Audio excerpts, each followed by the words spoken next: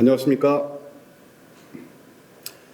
제22회 국회의원 선거 국민의힘 소속 남구갑 예비후보 최고 변호사입니다.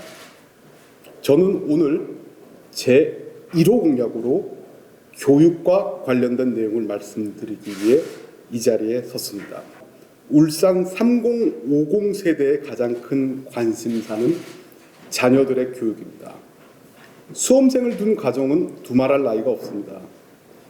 실제 수험생 자녀를 둔 부모들은 자녀를 좋은 대학에 보내기 위해 모든 것을 희생하고 있고 수입의 대부분을 자녀들의 학원비, 컨설팅비 등으로 사용하곤 합니다.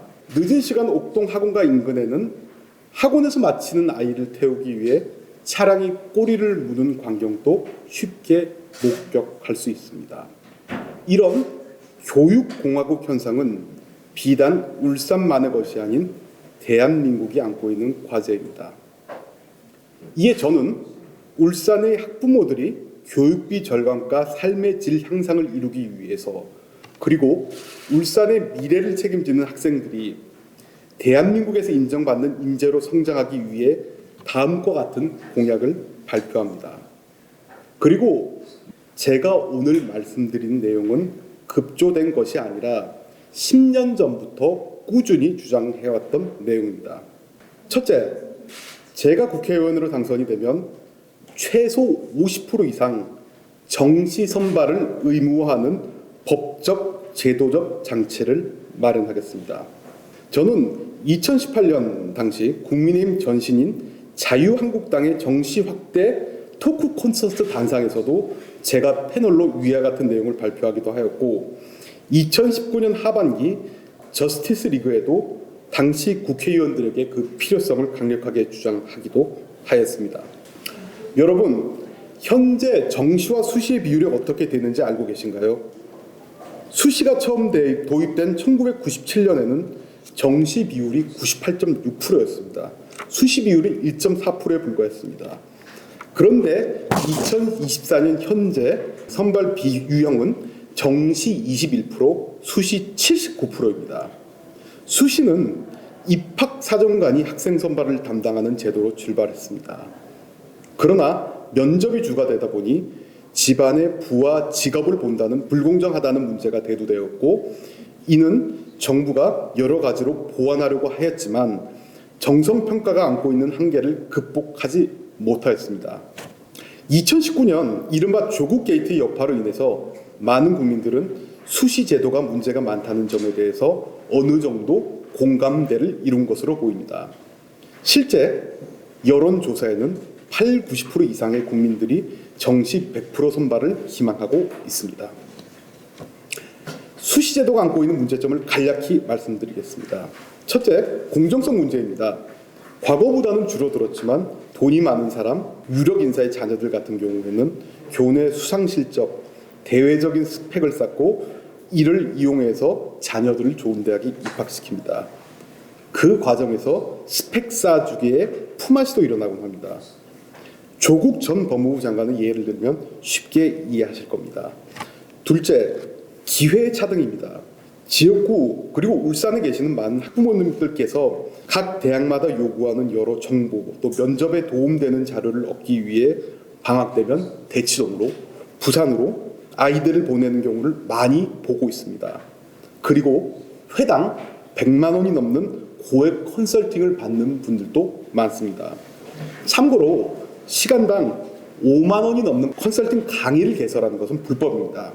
울산 지역 학생들은 정보와 인맥을 갖춘 수도권 학생에 비해서 불리할 수밖에 없습니다. 셋째, 비용 부담의 증가입니다.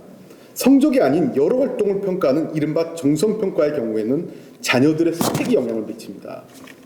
그래서 부모들은 수입의 대부분, 그리고 심지어는 빚을 내서까지 자녀의 스펙을 쌓아주긴 합니다. 실제 울산 시민들은 조금이라도 더 벌기 위해서 밤낮을 가리지 않고 치열하게 생활하고 계십니다. 그런데 궁극적인 위와 같은 노력의 수혜자는 사교육 시장이 되어버렸습니다. 실제 윤석열 대통령께서는 후보 시절 정시 비율은 50% 이상이 되어야 한다는 교육 공약을 발표하시기도 하셨고, 당시 안철수 후보는 100% 정시 선발을 주장하기도 하였습니다. 그런데 이런 대통령의 의지는 여러 카르텔에 막혀 제대로 실천되고 있지 못합니다. 이에 제가 당선이 된다면 신입생 선발 시 정시 비율이 최소 50%가 넘는 법적 제도적 장치를 마련하겠습니다.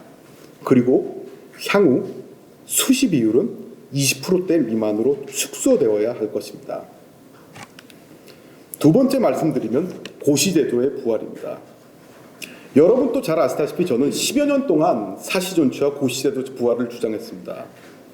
그래서 제가 언론의 주목을 받은 것도 정치권에서 러브콜이 왔던 것도 제 이런 활동 때문이었습니다. 그리고 지금 법학도들이 공부하는 판례집에도 실렸겠지만 저는 수십 명의 변호사를 대표하여 헌법재판소에 헌법소원을 제기하기도 하였고 수십 차례 국회, 여의도 연구원 여러 단체의 토론회에 참석해서 이를 강력하게 주장한 바도 있습니다. 실제 2020년 초 미래통합당이 변호사 시험 예비시험 법안을 발의할 당시 그 도입을 주장하고 그 법안의 문구 수정을 한 사람이 저였다는 것은 어느 정도 알려진 사실입니다.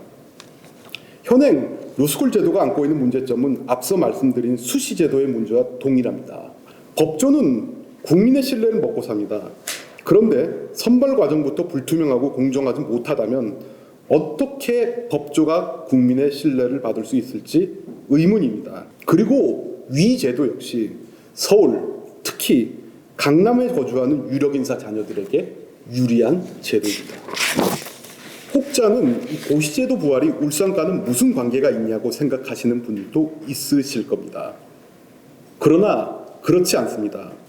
지금의 울산을 만드신 분들, 고 김태호 장관님, 최병국 전 의원님, 박맹우 전 울산시장님, 김기현 전 국민의힘 대표님, 송철호 전 시장님, 그리고 강길구 박대동 전 의원님, 서범수 현 의원님, 기타 제가 거명 못 드린 분도 많을 겁니다. 그리고 실제로 제 지역구에서 뛰고 있는 허은우 부시장님 등 같은 분이 사법시험 행정고시 제도를 통해 등용된 후 역량을 키워서 이를 바탕으로 울산 발전에 이바지한 분들입니다.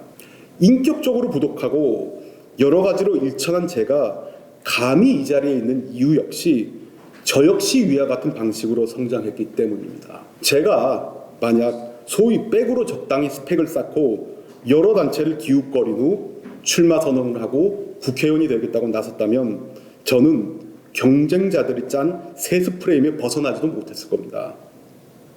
실제 2019년 하반기 당시 문희상 국회의장 아들 건이 발생했을 때도 저에게 아무런 영향이 미치지 못한 것도 제가 사법시험을 합격한 변호사였기 때문일 겁니다.